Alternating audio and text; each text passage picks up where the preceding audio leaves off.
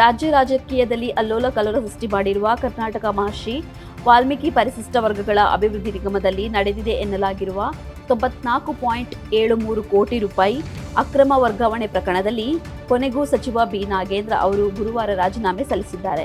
ಈ ಮೂಲಕ ಸಿದ್ದರಾಮಯ್ಯ ನೇತೃತ್ವದ ಕಾಂಗ್ರೆಸ್ನ ಮೊದಲ ವಿಕೆಟ್ ಪತನವಾಗಿದೆ. ನಿಗಮದಲ್ಲಿ ನಡೆದಿರುವ ಅಕ್ರಮ ಹಣಕಾಸು ವರ್ಗಾವಣೆಯ ಕುರಿತು 6 ಪುಟಗಳ ಡೆತ್ ನೋಟ್ ಬರೆದಿಟ್ಟು ಮೇ 26ರಂದು ಅಧೀಕ್ಷಕ ಪಿ ಚಂದ್ರಶೇಖರನ್ ಶಿವಮೊಗ್ಗದ ತಮ್ಮ ನಿವಾಸದಲ್ಲಿ ಆತ್ಮಹತ್ಯೆಗೆ ಶರಣಾಗಿದ್ದರು. ಅವರ ಆತ್ಮಹತ್ಯೆ ಮತ್ತು ಸುದೀರ್ಘ ಡೆತ್ ನೋಟ್ಗಳ ಮೂಲಕ ಬಹುಕೋಟಿ ಹಗರಣ ಬೆಳಕಿಗೆ ಬಂದಿದೆ. ನಿಗಮದ 94.73 ಕೋಟಿ ಮೊತ್ತವನ್ನು ಯೂನಿಯನ್ ಬ್ಯಾಂಕ್ ವಸಂತನಗರ ಶಾಖೆಯಿಂದ ಎಂಜಿ ರಸ್ತೆಯ ಶಾಖೆಗೆ ವರ್ಗಾಯಿಸಿರುವುದು ಎಸ್ಐಟಿ ತನಿಖೆಯಿಂದ ಬೆಳಕಿಗೆ ಬಂದಿದ್ದು, ಇದರ ಬೆನ್ನಲ್ಲೇ ಎಸ್ಐಟಿ ಅಧಿಕಾರಿಗಳು ನಿಗಮದ ಅಧಿಕಾರಿಗಳನ್ನು ಹಾಗೂ ಸಚಿವ ನಾಗೇಂದ್ರ ಆಪ್ತ ನೆಕ್ಕಂಟಿ ನಾಗರಾಜ್ ಅವರನ್ನು ಬಂಧಿಸಲಾಗಿದೆ. ಇದರ ಬೆನ್ನಲ್ಲೇ ಸಚಿವ ನಾಗೇಂದ್ರ ಅವರ ರಾಜೀನಾಮೆಗೆ ಕ್ಷಣಗಣನೆ ಆರಂಭವಾಗಿದೆ. ಅಕ್ರಮ ಹಣ ವರ್ಗಾವಣೆಯಲ್ಲಿ ಪರಿಶಿಷ್ಟ ವರ್ಗಗಳ ಕಲ್ಯಾಣ ಸಚಿವ ಬಿ ನಾಗೇಂದ್ರ ಹಾಗೂ ಮುಖ್ಯಮಂತ್ರಿ ಸಿದ್ದರಾಮಯ್ಯ ಅವರ ಪಾತ್ರವಿದೆ. ಹಾಗಾಗಿ ಅವರು ಕೂಡ ರಾಜೀನಾಮೆ ನೀಡಬೇಕು ಮತ್ತು ಪ್ರಕರಣದ ತನಿಖೆಯನ್ನು ಸಿಬಿಐಗೆ ವಹಿಸಬೇಕು ಎಂದು ಆಗ್ರಹಿಸಿದ್ದವು. ಇದೀಗ ಈ ಪ್ರಕರಣದಲ್ಲಿ ಸಿಬಿಐ ತನಿಖೆ ನಡೆಸುತ್ತಿದೆ.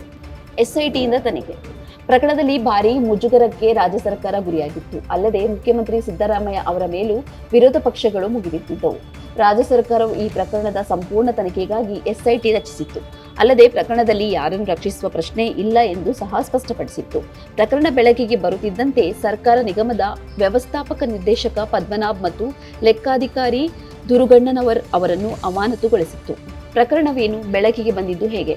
ಪರಿಶಿಷ್ಟ ಜಾತಿ ಮತ್ತು ಪಂಗಡಗಳ ಅಭಿವೃದ್ಧಿಗಾಗಿ ಯೋಜನೆ ರೂಪಿಸುವ ಮತ್ತು ಅನುಷ್ಠಾನಗೊಳಿಸುವ ಸರ್ಕಾರಿ ವ್ಯವಸ್ಥೆಯಾಗಿ ಮಹರ್ಷಿ ವಾಲ್ಮೀಕಿ ವರ್ಗಗಳ ಅಭಿವೃದ್ಧಿ ನಿಗಮ ಕಾರ್ಯನಿರ್ವಹಿಸುತ್ತದೆ. ಈ ನಿಗಮ ಅಧೀಕ್ಷಕರಾಗಿ ಬೆಂಗಳೂರು ಕೇಂದ್ರ ಕಚೇರಿಯಲ್ಲಿ ಕಾರ್ಯನಿರ್ವಹಿಸುತ್ತಿರುವ ಶಿವಮೊಗ್ಗ ಮೂಲದ ಪಿ ಚಂದ್ರಶೇಖರನ್ ಅವರು ಮೇ 26ರಂದು ಶಿವಮೊಗ್ಗದ ತಮ್ಮ ನಿವಾಸದಲ್ಲಿ ಆತ್ಮಹತ್ಯೆಗೆ ಶರಣಾಗಿದ್ದರು. ಸಾವಿಗೆ ಮುನ್ನ ಅವರು ಬರೆದಿಟ್ಟಿರುವ 6 ಪುಟಗಳ ಡೆತ್ ನೋಟ್ನಲ್ಲಿ ನಿಗಮದ 2024-25ನೇ ಸಾಲಿನ ಯೋಜನೆಗಳಿಗೆ ಮೀಸಲಿಟ್ಟ ಒಟ್ಟು 187.33 ಕೋಟಿ ಮೊತ್ತದಲ್ಲಿ 89 ಕೋಟಿ ರೂಪಾಯಿ ಅಕ್ರಮ ವರ್ಗಾವಣೆ ನಡೆದಿದೆ ಎಂದು ಉಲ್ಲೇಖಿಸಿದರು.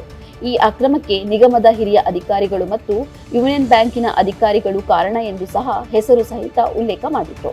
ಆತ್ಮಹತ್ಯೆಗೆ ಶರಣಾಗಿರುವ ಚಂದ್ರಶೇಖರನ್ ಅವರು ಬರೆದಿಟ್ಟಿರುವ ಡೆತ್ ನೋಟ್ನಲ್ಲಿ ಈ ಅಕ್ರಮ ಹಣ ವರ್ಗಾವಣೆಯ ಬಗ್ಗೆ ನಿಗಮದ ಎಂಡಿಯವರೇ ಸಚಿವರ ಗಮನಕ್ಕೆ ತಂದಿದ್ದಾರೆ. ಅವರ ಕಚೇರಿ ಸಿಬ್ಬಂದಿ ಮೂಲಕ ಈ ವಿಷಯ ಅವರ ಗಮನಕ್ಕೆ ಹೋಗಿದೆ. ಅಕ್ರಮವಾಗಿ ವರ್ಗಾವಣೆಯಾಗಿರುವ ಎಲ್ಲಾ ಹಣವನ್ನು ವಾಪಸ್ ತರಿಸಲು ಅವರು ಸೂಚಿಸಿದ್ದಾರೆ. ಅಲ್ಲಿಯವರೆಗೆ ವಿಷಯವನ್ನು ಗೌಪ್ಯವಾಗಿ ಇಡಿ ಎಂದು ಎಂಡಿಯವರು ತಮಗೆ ತಿಳಿಸಿದ್ದಾರೆ ಎಂದು ಚಂದ್ರಶೇಖರ್ ಡೆತ್ ನೋಟ್ನಲ್ಲಿ ಉಲ್ಲೇಖಿಸಿದ್ದಾರೆ. 3 ಕೋಟಿ ಮೇಲೆ ಹಗರಣಗಳಾದಾಗ ಸಿಬಿಐಗೆ ಕೊಡ್ತಾರೆ ಅಂತ ಹೇಳಿ ಒಂದು ಪ್ರೊಸೀಜರ್ ಇದೆ. ಅದು ಮುಂದೆ ಯಾವ ರೀತಿ ಆಗುತ್ತೆ ನೋಡಬೇಕು. ನಾವು ಈಗ ಸಿಐಡಿನವರು ಇನ್ವೆಸ್ಟಿಗೇಷನ್ ಪ್ರಾರಂಭ ಮಾಡಿದ್ದಾರೆ. ಅದು ನಡೀತಾ ಇದೆ. ಎಲ್ಲಿ ಅವರೇನೇನು ಡೆತ್ ನೋಟ್ನಲ್ಲಿ ಹೇಳಿದ್ದಾರೆ ಅಥವಾ ಎಲ್ಲೆಲ್ಲಿ ಹಣ ಟ್ರಾನ್ಸ್ಫರ್ ಆಗಿದೆ ಅದನ್ನೆಲ್ಲವನ್ನು ಕೂಡ ಈಗಾಗಲೇ ಅವರು ತನಿಖೆ ಮಾಡ್ತಿದ್ದಾರೆ.